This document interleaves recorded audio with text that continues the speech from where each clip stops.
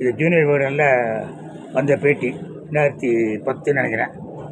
இதை காட்டி தான் அந்த 3 பேருக்கு தூக்கு தண்டனை ரத்து பண்ணாங்க.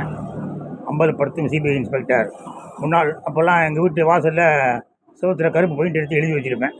என்ன எழுதியிருந்தேன்னா, முன்னாள் பிரதமர் ராஜீவ்காந்தியின் கொலை சதிகாரர்களை பிடிக்காமல் விட்டு 3 பொடியங்களுக்கு தூக்கு தண்டனை வாங்கி தந்த சிபிஐயில் வேலை பார்த்ததற்கு வெட்கம், வேதனை, அவமானம், குற்ற உணர்ச்சி ஆகியவற்றால் குமுறுகிறேன், கொந்தளிக்கிறேன் அப்படின்னு எங்கள் வீட்டு சோறு எழுதி வச்சுருந்தேன்.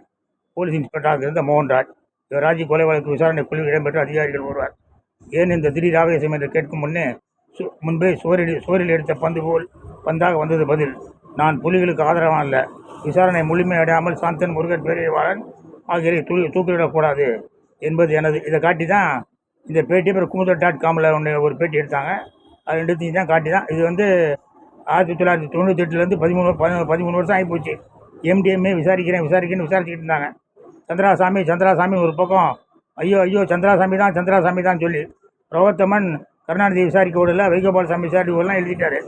ஆனால் யாரும் எதையும் விசாரிக்கல. 2020 சிபிஐ சொல்லிடுச்சு மெட்ராஸ் ஹைகோர்ட்டில். சிபிஐனா மத்திய அரசாங்கம் கணக்கில் போட்டான். இது இந்துவில் நினைக்கிறேன். August 20, 2020 Rajiv Gandhi case கான்விக்ட்ஸ் are just arrows. MDMA is finding out the பவுஸ் centre டெல்ஸ்.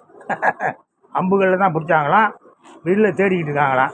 2022 ஐயா அப்போலோ பிச்சைக்காரன் ஐயா அமித்ஷா வழக்கையை மூடிட்டார். மார்கரெட் ஆல்வா விசாரிப்பா, அந்த அம்மா பெரிய பொய் சொல்லியிருக்கு, அவளை விசாரி அப்படின்னு பெட்டிஷன் போட்டால் ஐயோ அதெல்லாம் முடியாது அப்படின்னு சொல்லி கேஸை க்ளோஸ் பண்ணிட்டாரு. உடனே சோனியா, என்ன மார்கரெட் ஆளை விசாரிப்பேன், நீ உனக்கு தில்லி இருக்கா உனக்கு அப்படின்னு சொல்லி துணை ஜனாதிபதி தேர்தலில் அந்த அம்மா 2016 அரசியலேருந்து ஓய்வு பெற்றுடுச்சு. மந்திரியாக இருந்து, கவர்னராக இருந்து அரசியலேருந்து ஓய்வு பெற்று கரேஜ் அண்ட் கமிட்மெண்ட் ஒரு புக்கு எழுதி அதில் தான் பொய் எழுதி மாட்டிக்கிச்சு.